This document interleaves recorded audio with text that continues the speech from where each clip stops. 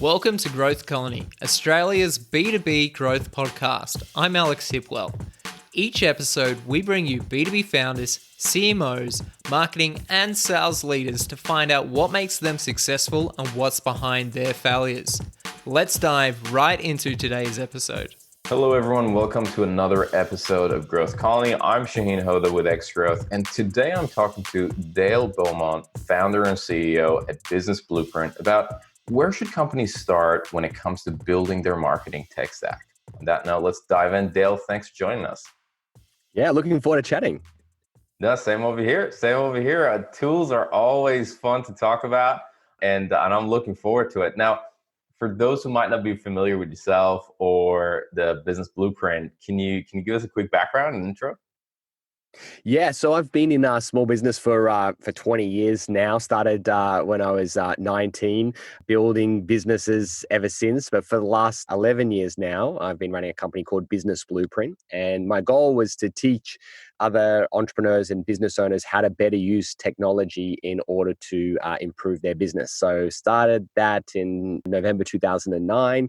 It's been an amazing journey, and we've now helped thousands of small business owners across Australia and and New Zealand make the shift from the old world to the new world. So that involves like digital marketing, and involves using things like project management sort of tools or CRM systems and doing digital marketing. So it's been a fun ride, and I love marketing. I love technology. So I'm looking forward to this chat.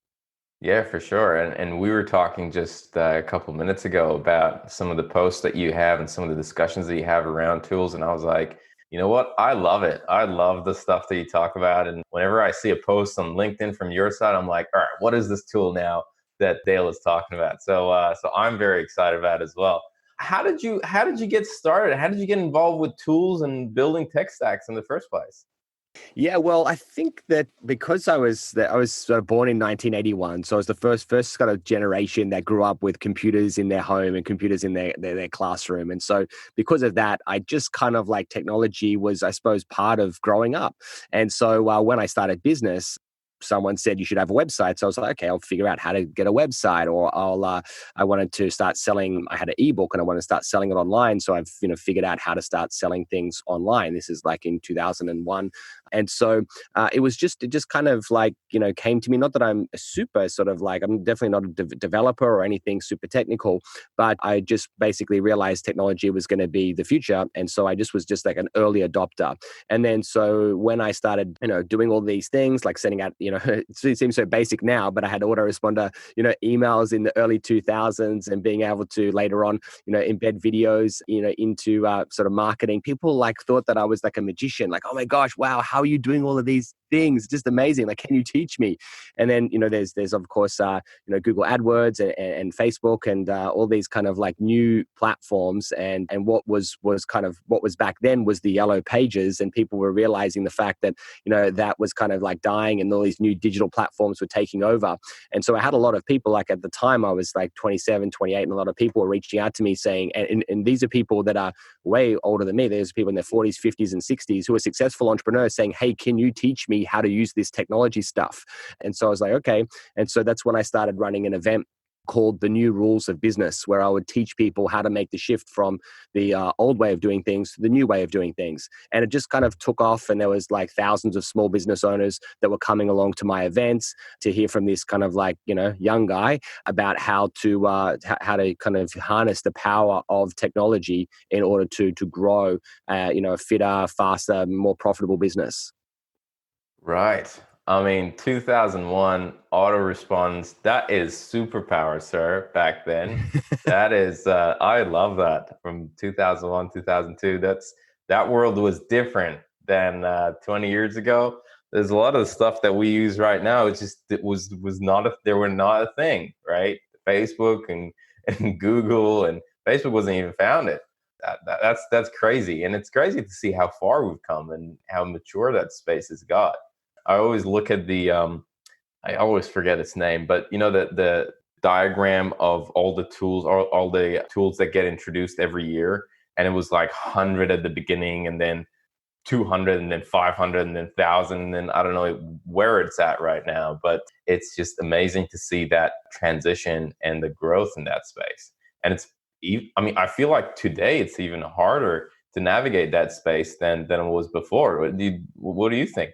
It's like a full-time job almost. Like if you look on Product Hunt, there's like 30 to 50 products launched a day. And that's not even all of them. That's just one website that kind of collects all of these. And so, I go through that website every day and I sort of like bookmark ones that are relevant for small business owners. And then I kind of will get my team to kind of go through and have a play with them, see if they work and they solve a meaningful sort of problem. And then they come back to me and then I'll kind of teach my clients how to use these tools. So we go through literally thousands of tools every month to maybe find the 5 to 10 that we can actually use and implement into our business.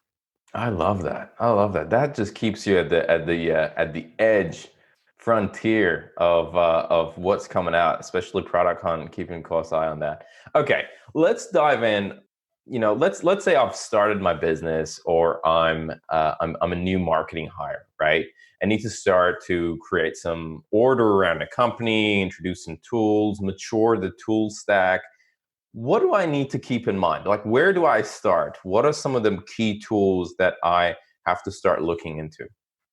Yeah, we'll break them up into different sort of headings, and then rather than talking about specific tools, we'll have this sort of like the category, and then underneath there's normally 3 or 4 options, depending on your budget and kind of the type of business that you have, whether you're e-commerce based business or a service based business, etc. So rather than getting lost in specific tools and this versus that, we'll just look at the overall categories. So I think if you're really trying to market and grow any business, you need some way of being able to capture and then nurture leads. Like we call that like a CRM system. That's just fundamental. That's just like, you can't really run a business without a good CRM system. CRM system will be able to enable people to, head into a landing page. And then that's probably another thing that you'd need is some type of, website platform. It could be just WordPress to begin with, or there's other heaps of different landing page builders that are out there.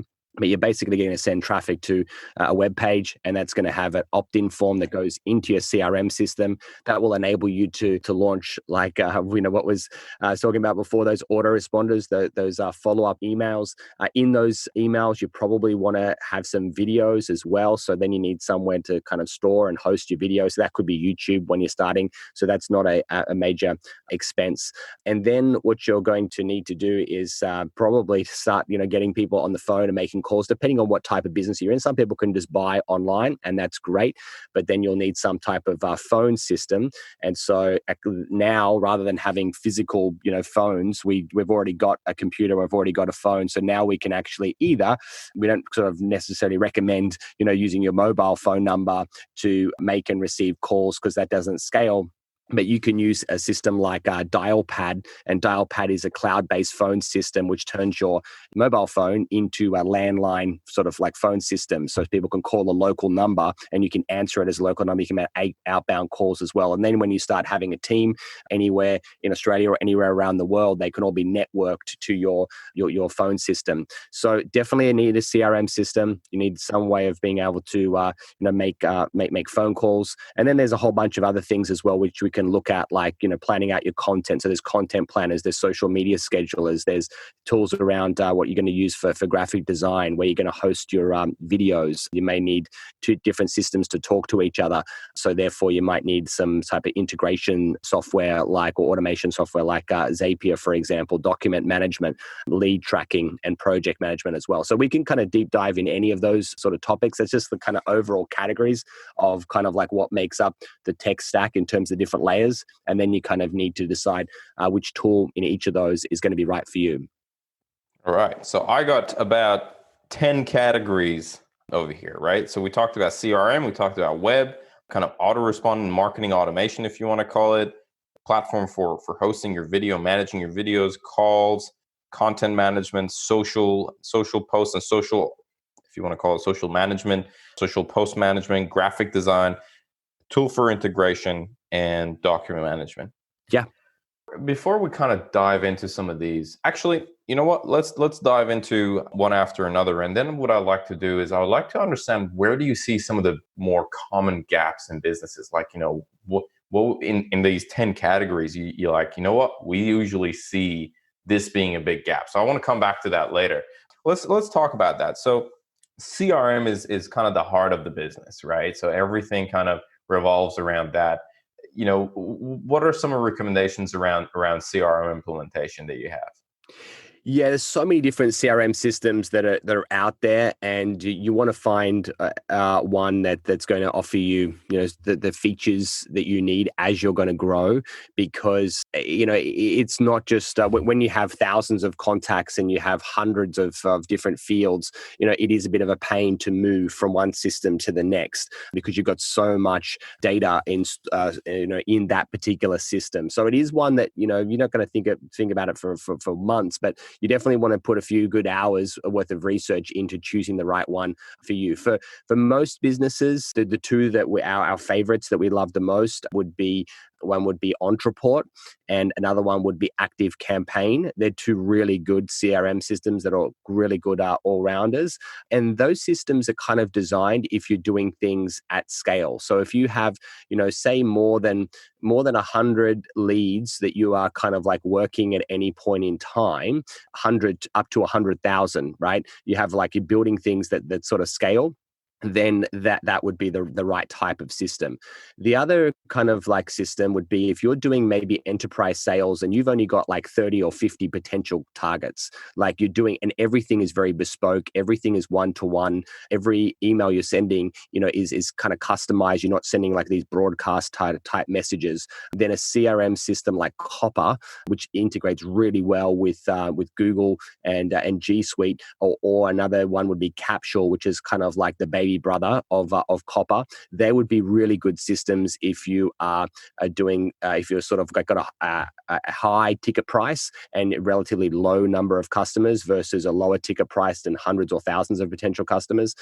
So they're just a few of the tools that I would think about for your CRM. Not only does it capture leads, not only does it do all the email marketing stuff, SMS, but also you can then build out, basically it has like a campaign builder inside.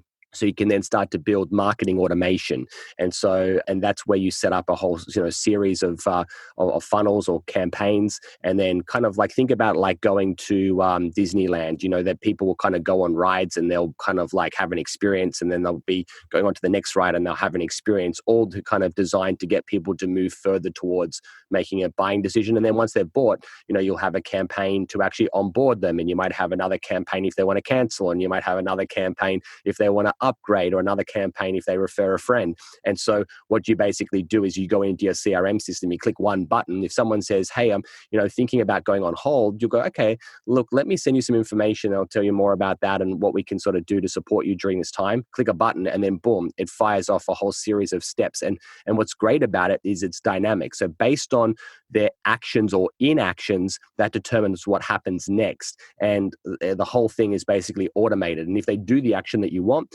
then the campaign stops because it has desired effect. That's obviously a very simplistic version of it, but his CRM system is really powerful, and it can save you 20 hours a week potentially of kind of manual follow-up if you have a good CRM.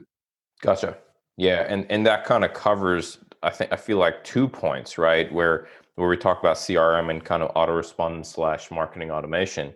The other thing that you talked about that I think is crucial for every small business is their web presence and where that's built. You mentioned WordPress. Is there anything else, or is there any other sexy platforms that you saw recently come out that people can use to build their websites and basically build that digital infrastructure on? Yeah, so it depends on sort of how technically minded that you are to what you're going to sort of like build it in and what type of business that you have. But generally speaking, if you're a service-based sort of like business, or even a low-end product business, and what I mean by that, maybe you've got like 50 products or less, then you can do all of that in WordPress or Squarespace, Drupal, Joomla. These are all kind of like, these are really good sort of like website building platforms. Then on the other side, if you're doing e-commerce, then you're probably going to go down the road of Shopify or BigCommerce. They're the platforms that are specialized now in doing e-commerce. So that's probably what you would do, unless you just need a single page like website. There's quite a few platforms out there, like Unbounce is one Another one's leadpages.net. And these are just companies out there that go, you want a web page? Great. We'll kind of give you a web page in like 10 minutes. Now you've got a page, so you can technically drive traffic to that page. And if you have a CRM system, you can capture leads. But, you're not going to have this is not a multi-page website experience. You can't then have an about us page and then a testimonial page and like a contact page. That's when you're kind of jumping over into something like WordPress that has like multi-pages, that has like a blog, that has, you can kind of do lots of cool things there. But there's heaps of great platforms that are out there. And that's probably a good thing, easy thing you can outsource as well once you kind of make your decision around what platform you want to use. If you stick to those big ones that I mentioned, like Squarespace is pretty easy to do yourself if you want. But even WordPress now, there are thousands, hundreds of thousands of developers out there that can use, say, WordPress, for example. So it's pretty easy to outsource it to someone else to do that for you. Or there's places you can go now where you can buy templates, WordPress templates. You find a template that you like, and you just drop in your panels, and you've got a website within a couple of days. Yeah, absolutely. And Vado, our Victorian startup for sure, is the place to be, right, for that. Definitely. But what about, on these website builders, do people need to worry about SEO? Because that's a little bit of a concern, right? So, or you maybe disagree that, some of them might not be best suited for a company scaling. One of the platforms I didn't hear you mention was Wix, right? Well, what are your thoughts on that? Yeah, I think they come a long way. I still remember Wix sort of like 10 years ago, and it's very kind of basic and clunky. So I maybe wrote it off a long time ago, but it probably still has its place. I'm sure it's going to come a long way. So I'd put that in the category of kind of like Squarespace. Look, these tools are good if you just want something up, but then later on when you get a bit more sophisticated, you kind of like you start to become like, I want the space to be this, or I want the colors to be like this, and there's certain things that you just can't, you get to these kind of like brick walls and you just like can't change it because it's kind of all in the back end code, and because it's written made in such a way that's sort of super simple for the user. There's trade-offs with kind of like everything, and so once you start getting really fussy about your brand, then you can't use those systems because they don't let you change certain things. Yeah, been there, done that. Absolutely. Okay, let's talk about video, right? I think video is booming. It's, one of the main things that we did early on was we brought, when we were very small and we, probably was hard to afford, but we brought someone who kind of managed video production for us, and we wanted to make sure that we produce a lot of video. So video is blown up. Tell me a little bit about some of the platforms and some of the tools that people should think about when it comes to video marketing and producing video and hosting their videos. Yeah, sure. So obviously you got your, recording. We're not going to get into camera equipment, a microphone, all that type of stuff. So you record your content, and you can actually again outsource that to someone that can come out and film everything. That has all the gear and equipment, and if you're prepared in a few hours, you can maybe pump out 10 or 15 videos or something along those lines, depending on whether they're content videos or they're more promotional sort of in nature. But then they're going to need to be edited somehow. So the kind of like main platform that we would use would either be Final Cut if you're a Mac user, or otherwise we'd probably recommend like Adobe Premiere Pro for video editing. The reason being is because it's operating system agnostic. You can use it from Mac and PC, and a lot of our videos are actually edited by people in the Philippines, and so they oftentimes won't have a Mac, and so we just kind of went with a standard, which is Adobe Premiere Pro. So they do all the editing. And then from there, you need to host it somewhere. And it really depends on kind of a couple of things. Generally speaking, that most of the time you're going to put it on YouTube. And the reason why is because there's good reason why to put it onto YouTube. YouTube is like now the 5,000-pound gorilla in terms of the video kind of like space. And so the more that people, and the other thing that's really powerful about YouTube that I'm seeing more and more is that, because Google and obviously YouTube is now using their recommendations engines like AI to decide what videos you watch next. The moment that you watch something on YouTube, like a few months ago, I kind of decided that I wanted to buy a cafe racer kind of motorbike. And so I watched one video, and then it served up over the next week it served up 20 other videos from the same company. It's kind of like went back through their archive, and some of those videos were like 12 months old, 2 years old, 5 years old. And it just kind of gave me everything that kind of just served it up on a platter to me. And it was constantly in my feed. So if you get someone to watch one of your videos on YouTube, they're probably going to see 3 more, which is super, super powerful thing. And this is for free. So that's why your videos probably should be on YouTube, because it's then going to, for someone watches one, it's going to serve them up more. The only reason why you wouldn't use YouTube is that it depends on how far sophisticated you want to be with your marketing. Like if you're selling a high-end product to a relatively small number of people, and it's a difference between YouTube is kind of still like a dumb player, and then there's a smart player. Dumb player that I mean, you know that you got 100 views on YouTube, but you don't know who watched those videos. It could be anyone. But if you use a player like Wistia actually can then talk through Zapier, which is another kind of like connector tool to your CRM system.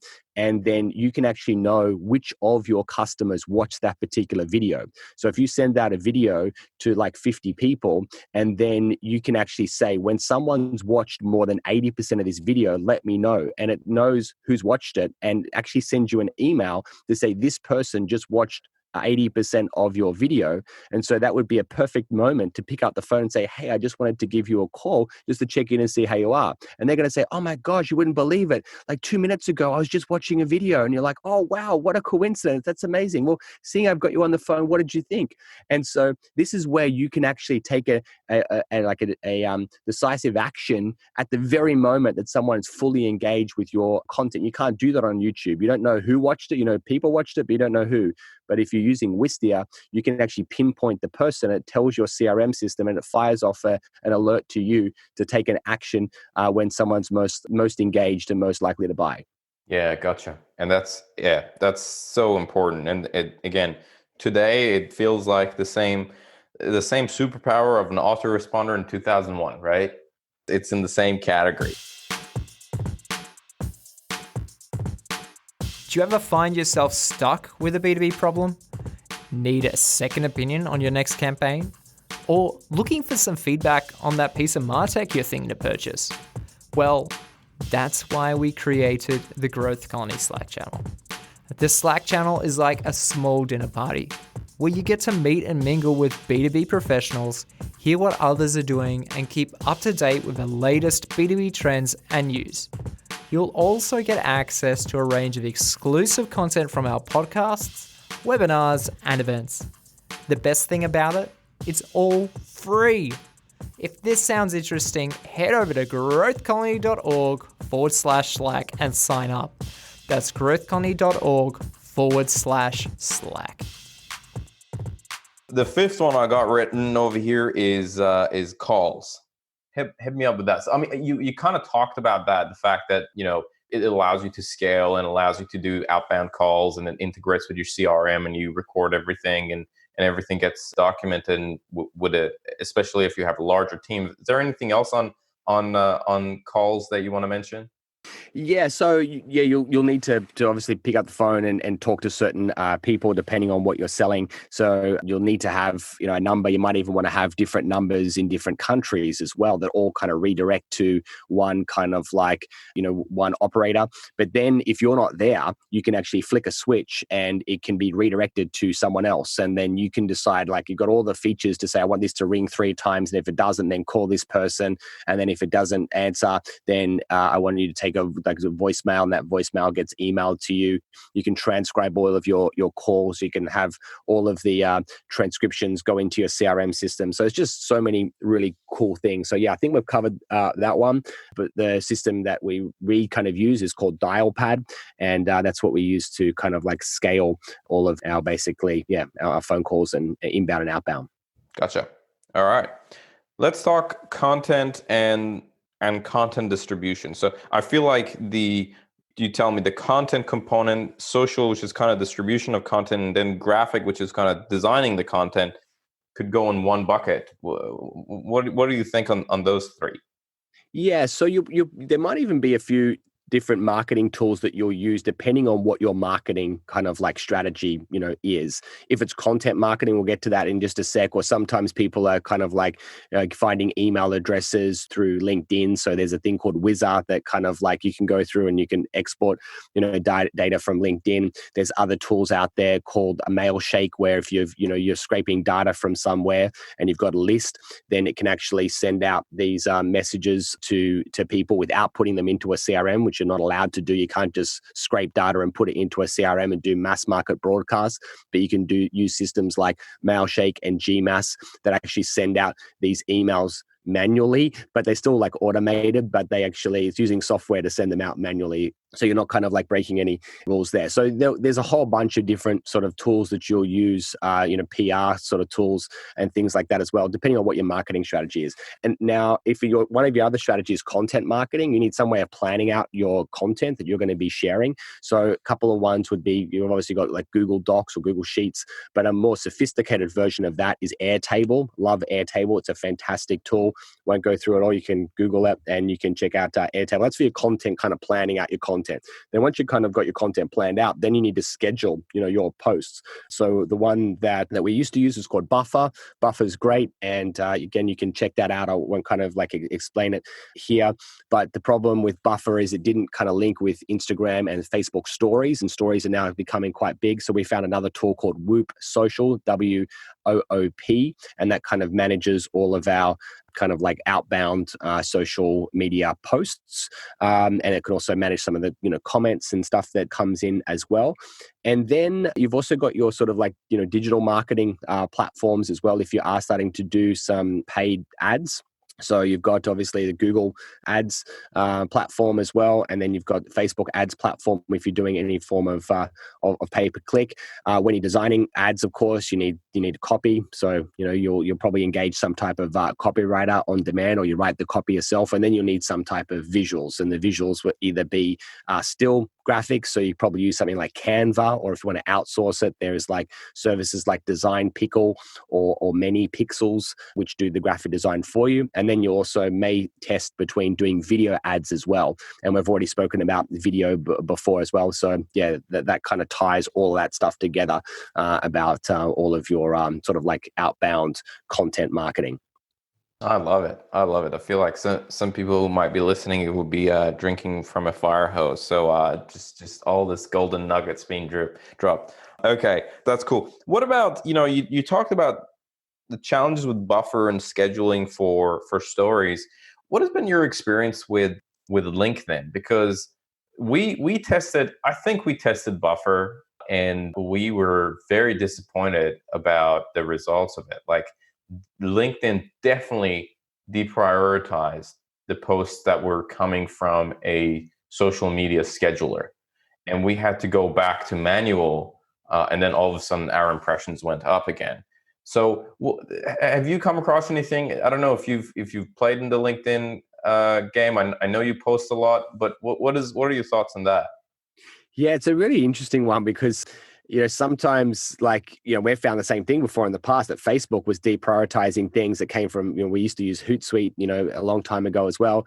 But then when, people ask Facebook's like, no, we don't. We treat all posts equally. It's like, really? So there's definitely something going on. And I think that they all want native content. They all want content promoted directly onto their platform, not through sort of like third parties. But they have copped a lot of like flack for deprioritizing, and they've kind of, some of these platforms have been kind of like, caught out, and they've kind of bowed to pressure to try and level the playing field, and realize the fact that people are using these scheduling tools now because they have to. Like, if you want to put up a post and you need it to go at 10 a.m. in North America, and it's just not going to work because it's 2 a.m. where you are, to wake up in the morning and press the send button, that's just, it's just not practical. And so from what I have been told by my team, the pendulum has sort of like swung back, and they are supporting and allowing these third-party tools and not punishing people at all or as much. And so then it just becomes a sort of like a time sort of like saver, and to say, rather than me having to do all this stuff, if I lose maybe 5% of my my reach, but I've saved myself hours a day, then that's a price I'm willing to pay.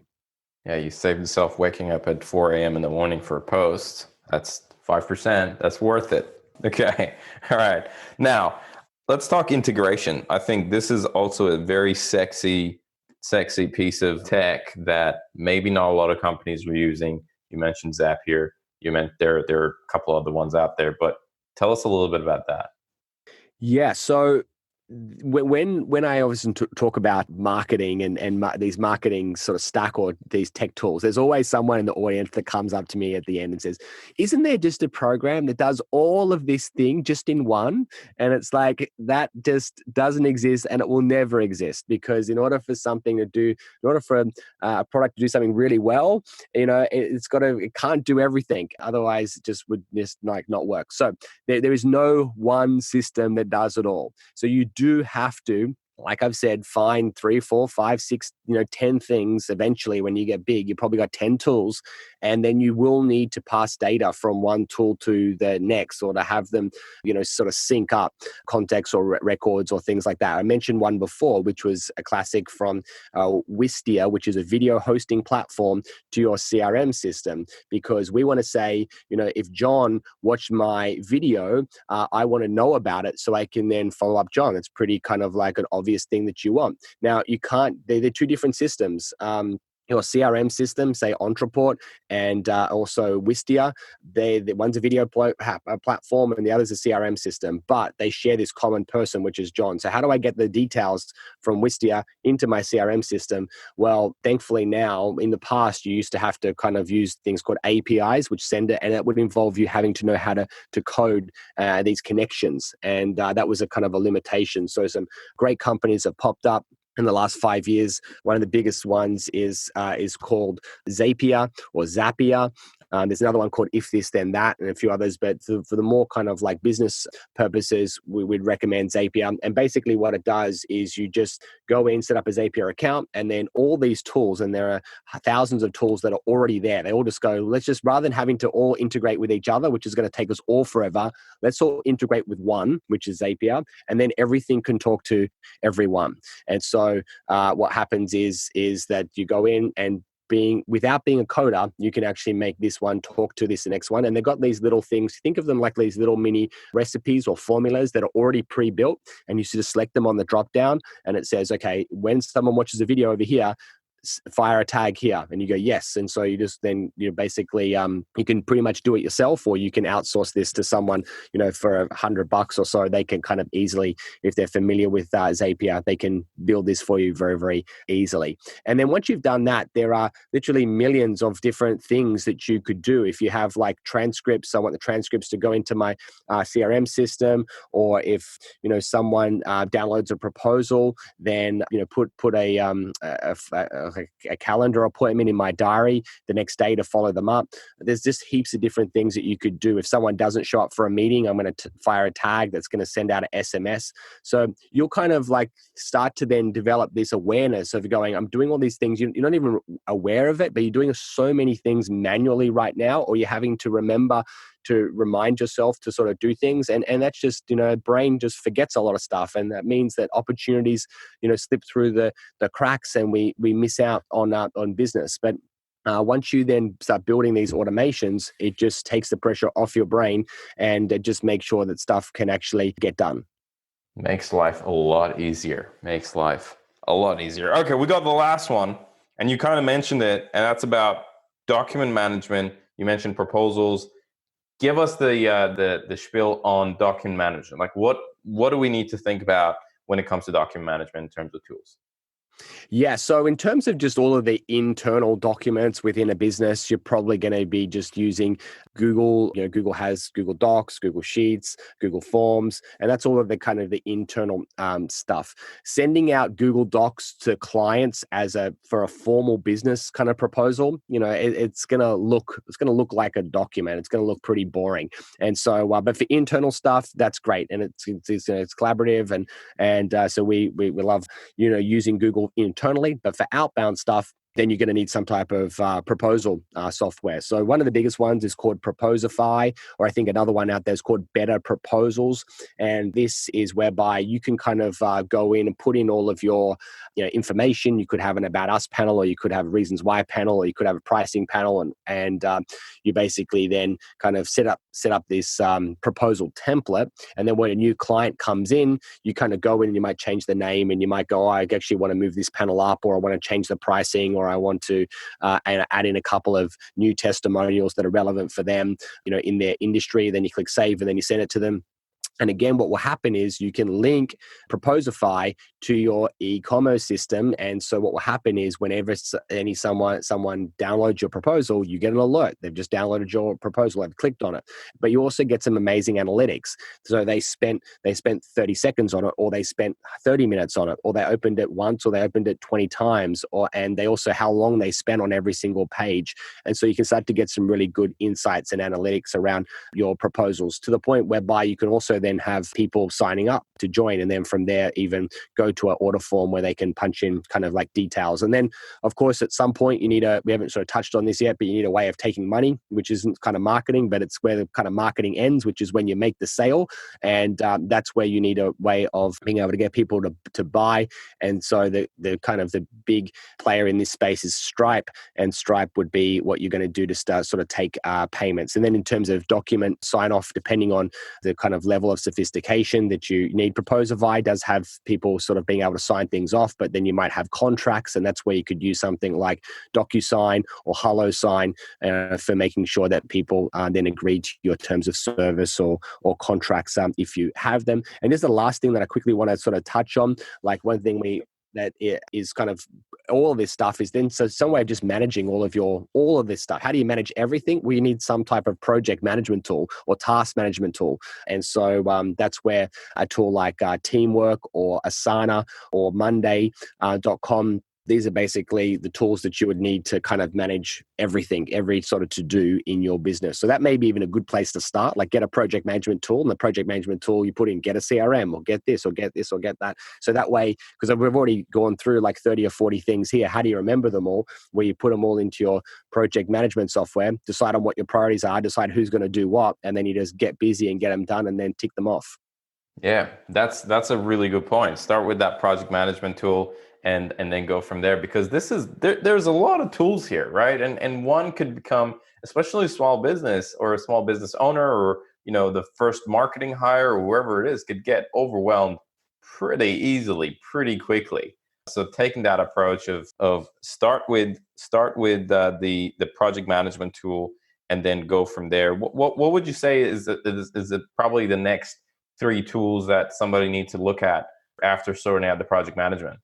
Yeah, so after project management, it's probably a CRM system. I just think that you need somewhere to then put all of your leads and all their contact information. And so CRM systems probably going to be the next thing that you're going to need. And then it's probably getting your kind of like website, up and running, as soon as kind of like, possible, because people are going to need to, go somewhere to check you out. And so, if you've got a website and you've got a way of capturing leads, and then you've just got, even, your Gmail and a mobile phone number, like you can kind of technically be in business, and you can start, and then you'll just start getting smarter over time and going, okay, we need getting calls, at 2 a.m. in the morning on my mobile phone isn't working anymore. So now I'll kind of move to, like we suggested, dial pad, for example. And then something else will kind of like happen where you go, oh, I need to send someone a video. What am I going to do? And then you might kind of look at YouTube or Wistia. So the thing is, don't kind of get overwhelmed. Just start with the kind of the essentials. And then you just start bolting on these other things over time. When these kind of problems come up and you need a solution, like sending proposals or managing kind of like your social media posts and then if you just kind of try and master like one thing like every month, and then get that locked in, like within a year, there'll be 12 kind of like things that you'll kind of have all working and in place. I love it. All right. No, this is good. Now, before we wrap up, I also know that you're working on a new tool. Tell us a little bit about that.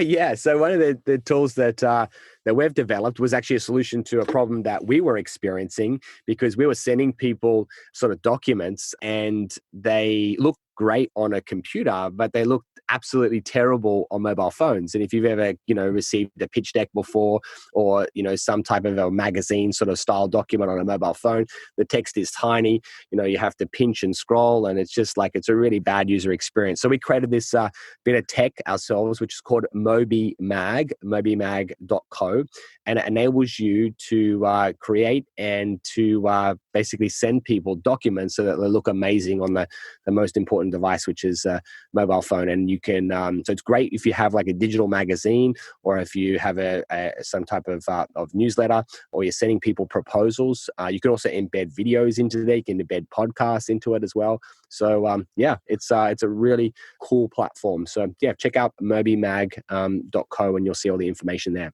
Yeah, for sure. We'll definitely include the links of all the tools that you mentioned in the description, the blog post for sure, because I feel like there probably going to be some people taking copious amount of notes, but we will also definitely include it in the blog post. All right. Well, on that note, if anybody wants to know more about what you do, or or Business Blueprint or anything like that, what's the best way for them to find out? Yeah, best way would be to go along to either my personal website, dalebeaumont.com, or our businessblueprint.com. And then we run a free 3-hour business workshop, which is called 52 Ways, because I share 52 different sort of strategies to help you in your business. And here we've focused quite a bit on marketing, which is awesome, but I focus on all these other areas of business as well. So you'll find the links to that on any of my websites. Look out for 52 Ways, and then just register. It's completely free. You can attend from anywhere in the world, and it will show you how to build a better business. Sounds lovely. All right. Well, Dale, it's been an absolute blast. Thank you so much for jumping on the podcast, and I'll look forward to more conversations later. Yeah, you're welcome. Thanks, everyone. Bye. Hey, it's Alex again from X Growth. Thanks so much for joining us on this episode. If you enjoyed it, we'd love it if you take a moment to rate us on Apple Podcasts. It would really help get the word out to other B2B professionals. If you're hungry for more B2B content, make sure to join our Slack channel at growthcolony.org/Slack, where we share the latest B2B news, tactics, tips, and chat about problems we're facing in the B2B space and find solutions together. That's growthcolony.org/Slack. Thanks for tuning in. We'll catch you in the next episode.